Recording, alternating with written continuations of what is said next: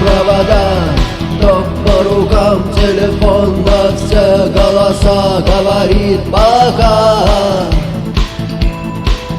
Пора.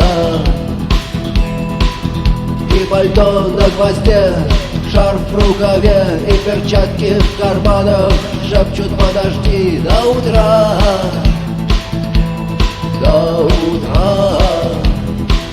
Но странный стук зовет дорогу. Может, сердце, может, стук в дверь. И когда я обернусь на пороге, я скажу одно лишь слово: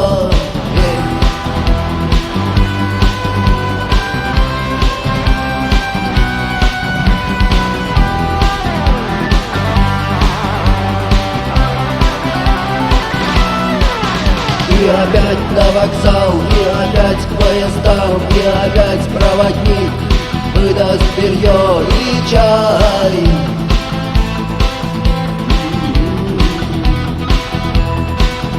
И опять не усну, и опять сквозь грохот колес мне послышится слово: